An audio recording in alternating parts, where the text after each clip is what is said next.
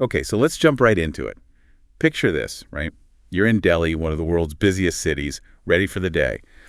But when you look up, forget clear skies, you get this thick gray haze. Yeah. It's not fog, though. No. It's air pollution, the Yep. kind that's given Delhi a pretty tough label, one of the most polluted cities globally. It's a big problem. And that's what we're digging into today, the reasons behind Delhi's air pollution crisis and GRAP-3, their plan to fight it. Yeah, the Graded Response Action Plan, GRAP for short, it's kind of unique. How so? It's a system with tiers, so it activates depending on how bad the air quality is. It's not like a fixed plan. It changes with the situation. So it's like a warning system that upgrades as the air gets worse. Exactly. And right now, Delhi's in a pretty serious situation. They've got stage 3 of GRAP running. GRAP-3? GRAP-3, yeah, which shows how bad things are. So GRAP-3 is inaction.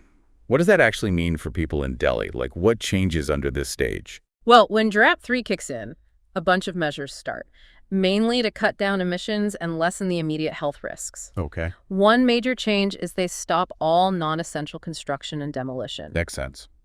The aim there is to reduce dust, which is a big part of the particulate matter in the air. Yeah, construction sites can really stir up the dust. For sure.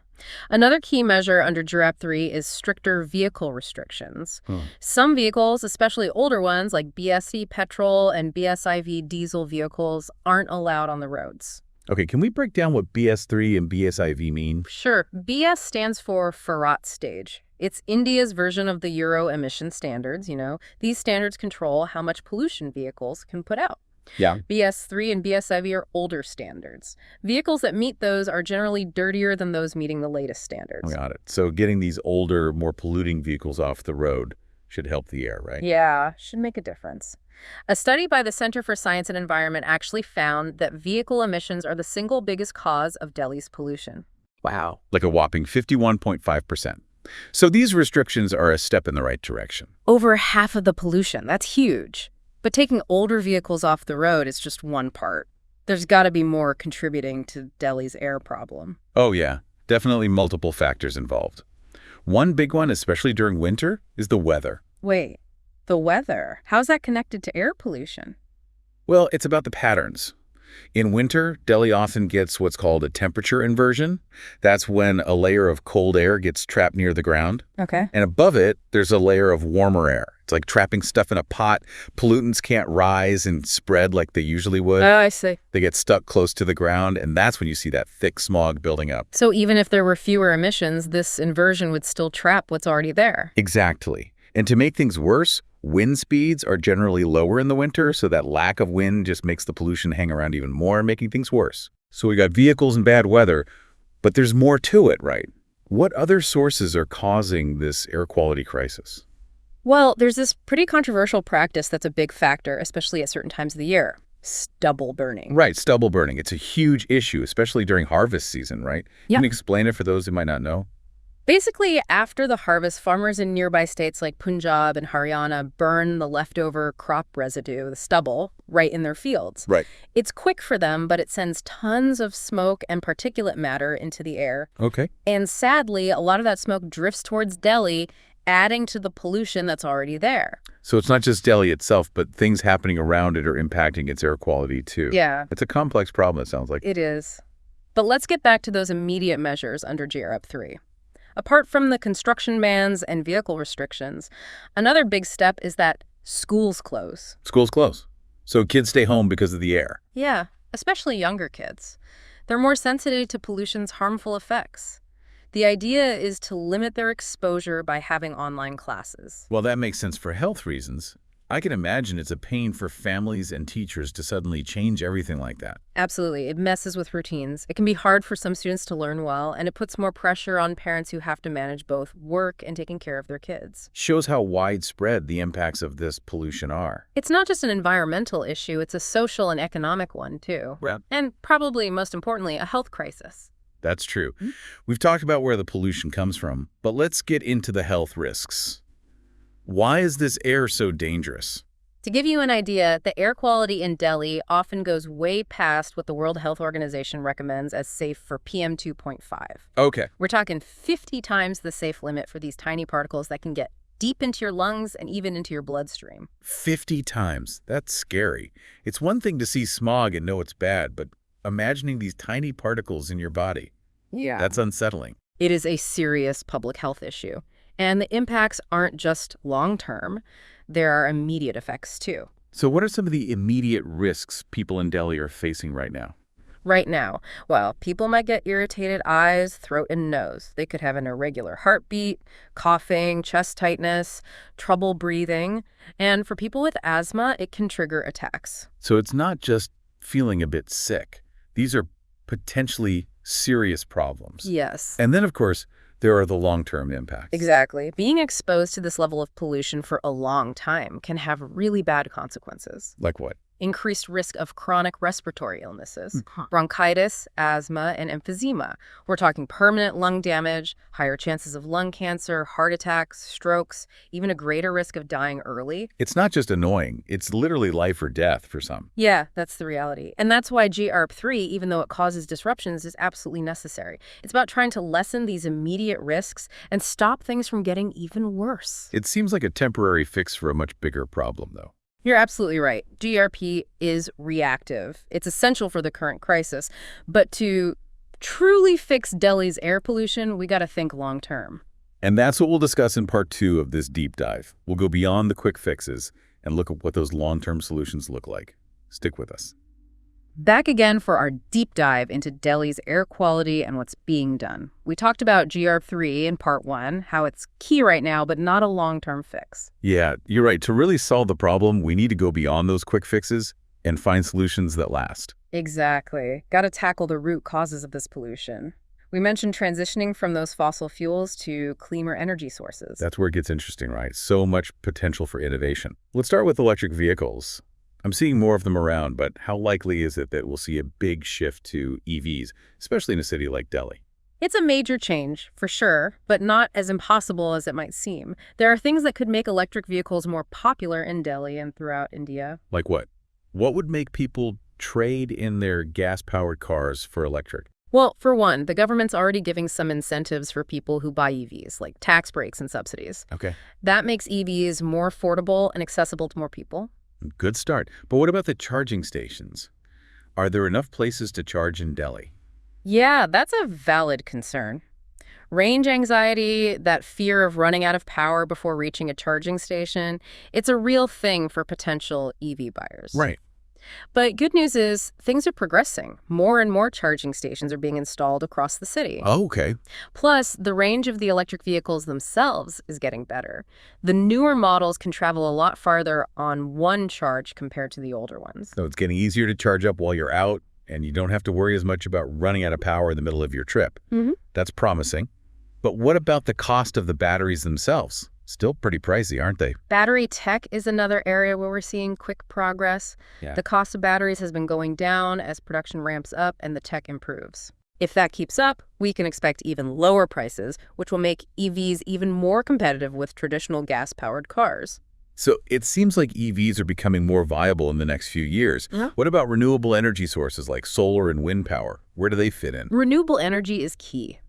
India has set ambitious targets for renewables, aiming to get a large portion of its electricity from solar and wind by 2030.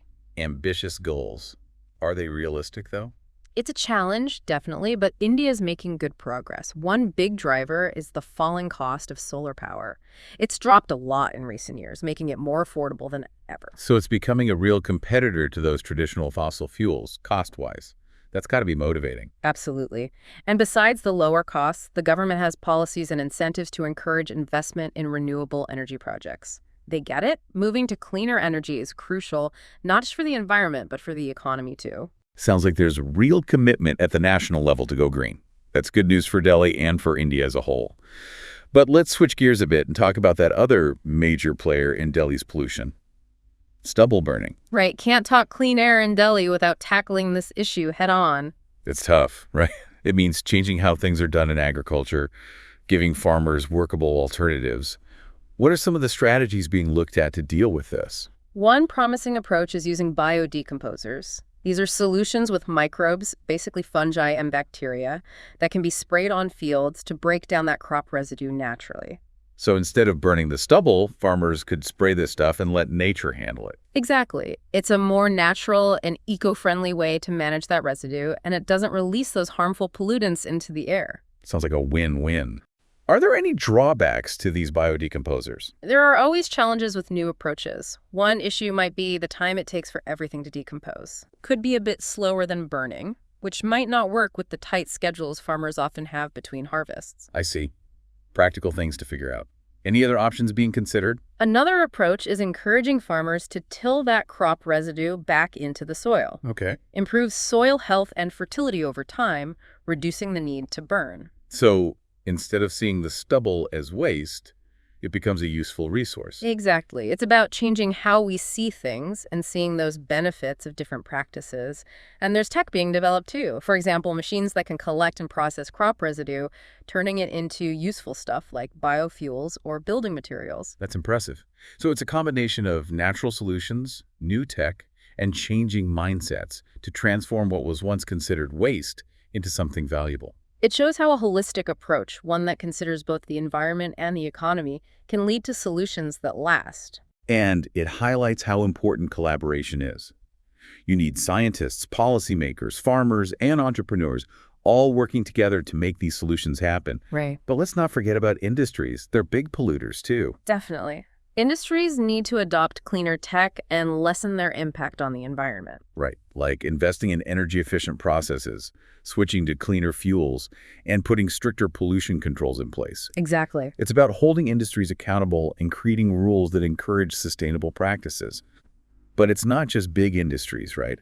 Even small changes in our daily lives can make a difference. That's really important. It's easy to feel like our individual actions don't matter much when the problem is so big, but when we all make conscious choices, it adds up. So what can we do as individuals to contribute to cleaner air, not just in Delhi, but everywhere? One of the easiest and most effective things is to rely less on our own cars. Okay. Choosing public transport, cycling, or walking whenever we can makes a difference. It's about rethinking how we get around and choosing more sustainable ways. What else can we do? Being aware of how much energy we use at home is another important step. Using appliances that are energy efficient, turning off lights when we leave a room, and not relying so much on air conditioning are simple things that can help. Those are easy to add to our daily routine. What about what we buy? Does that have an impact? Absolutely. Supporting businesses that prioritize sustainability, choosing products with less packaging, and just buying less overall can all contribute to a cleaner environment. So it's about being more thoughtful consumers, making informed choices, and supporting businesses that share our values.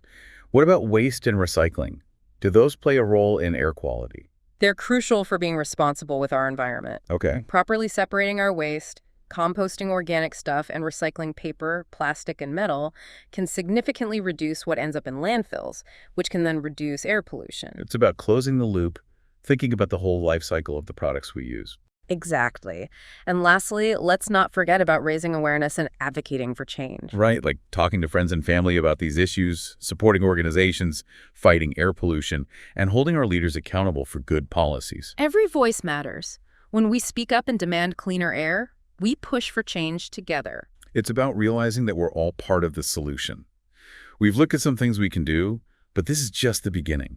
In the final part of this deep dive, we'll dig even deeper into those long-term solutions for Delhi's air and explore what a truly sustainable future could be. Stay tuned for part 3, where we'll connect everything and see what a future looks like where clean air isn't a luxury, but a right for everyone. Welcome back. We've spent the last 2 parts talking about those immediate problems with Delhi's air pollution, what they're doing to fight it, and some potential long-term solutions. Now, let's kind of shift gears and imagine a future where Delhi and any city struggling with this have really beaten this problem. It's a good thought experiment. Imagine a city with clean, fresh air where you can breathe deep without a second thought. A city where the skyline isn't hidden by that smog and the sun shines bright. I can almost feel that fresh air just thinking about it. What else would this ideal future have? What's daily life like in a Delhi that's solved air pollution? Picture electric buses, bikes, all moving quietly through the streets, running on renewable energy. Buildings designed with energy efficiency in mind, green rooftops and walls like natural air filters. Industries operating in a way that minimizes waste and emissions. It sounds utopian, but it also seems doable when you lay it out like that. What are the key things that would make this work? What has to happen? Smart urban planning is crucial. Think walkable neighborhoods, investing in public transportation that's efficient and connected, and designing cities that prioritize those green spaces and make people less reliant on cars. So creating a city designed for people, not just cars. Exactly. We need to change our priorities, think about how we can create cities that are better to live in, more sustainable, and good for clean air. What else is essential for this cleaner future? Tech is a big player. We're already seeing amazing advances in air quality monitoring, data analysis, and pollution control technologies. These innovations can help us pinpoint pollution sources in real time, see air quality trends coming, and create targeted solutions. By keeping a close eye on the city's air quality so we can create better, more focused solutions. Exactly. And don't forget about community involvement and raising public awareness. To have a sustainable future, we need informed citizens, people who get the issues, demand clean air, hold their leaders responsible, and make choices in their daily lives that help with the solution. Right, it's about giving people the power to be part of the solution, not just watching from the sidelines. But this all needs strong leadership and political will too, right? Absolutely. We need policymakers who put environmental sustainability first, implement effective rules, and invest in the right infrastructure and research to make clean air a reality for everyone. It's a long game, needing vision, cooperation, and a willingness to make bold decisions. This deep dive has been really insightful and inspiring. It's clear that the challenges are big, but there are also big opportunities for innovation, cooperation, and positive change. It comes down to a fundamental shift in our thinking. We need to realize that clean air isn't just an environmental issue. It's connected to public health, social equality, and economic prosperity. It's about a world where everyone can breathe freely and live healthier, more fulfilling lives. And with that, I think we've come to the end of our deep dive into Delhi's air pollution crisis and the search for solutions. We hope you've learned something new, maybe see things a bit differently, and most importantly, feel like you can be a part of the solution no matter where you are. Thanks for listening.